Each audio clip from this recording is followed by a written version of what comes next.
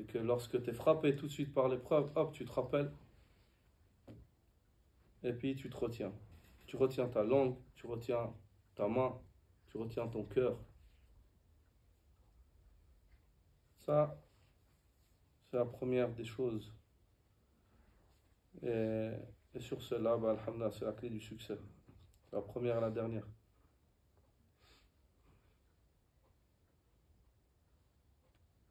C'est clair? Ouais. Vous pouvez donner plusieurs raisons pour lesquelles Allah il a créé le mal. Plusieurs raisons pour lesquelles Allah Azza wa Jalla, il a créé le mal. La première raison qu'on doit se donner,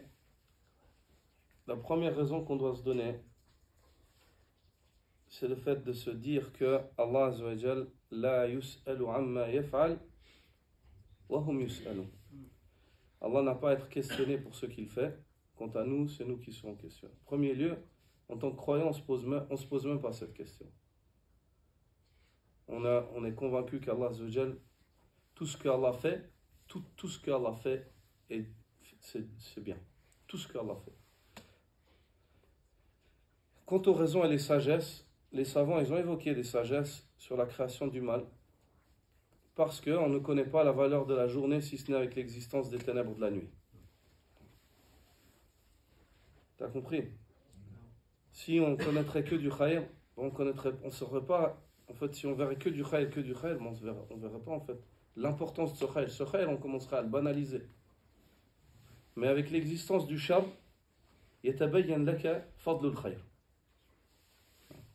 C'est pour cela, ikhwa, que Omar ibn al-Khattab radiyallahu ta'ala anhu a dit une parole, une grande parole.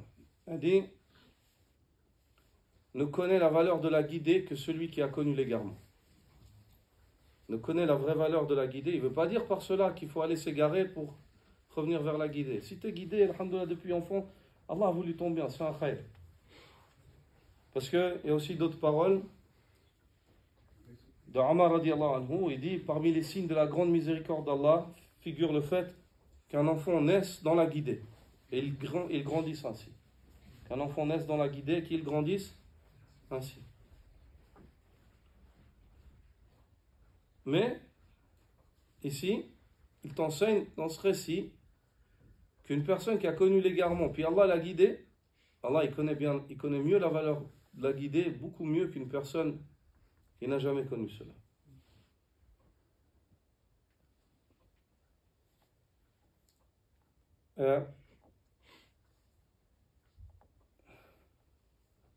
Et il dit aussi, radiyallahu anhu, et ce que je crains, ce n'est pas des personnes qui ont connu l'égarement et sont venues vers la guidée. Je ne crains pas pour cela l'égarement, mais des personnes qui grandissent dans la guidée sans en connaître sa valeur. Qui l'héritent de leur père sans en connaître sa valeur. Donc, ça c'est une réalité. Wallah, ça c'est une réalité. On voit des fois chez nos jeunes et nos propres enfants qui ont grandi dans des contextes religieux, dans des familles religieuses dès leur tendre enfance, que des fois ils ne se rendent pas compte de la valeur de cela. Alors qu'on voit que on rencontre des personnes qui étaient mécréantes hier et issues de familles mécréantes, puis sont venus à l'islam, subhanallah, on les voit, ils ont soif, ils ont vraiment envie de cette guidée-là. Et des fois, tu parles à une personne qui n'a pas un lien de parenté avec toi, il t'a rencontré hier, mais il voit qu'il peut apprendre de toi cette guidée, il est tout ouïe, il te regarde et il t'obéit bien plus que ton enfant.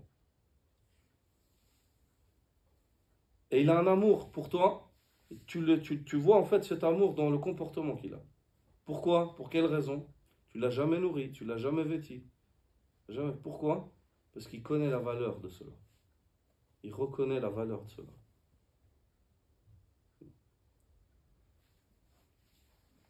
Donc, pour revenir à ta question, oui, les savants ont évoqué. En premier lieu, le musulman, il ne pose pas de questions à Allah. Pourquoi tu as créé ci? Pourquoi tu as créé ça? Tu vois.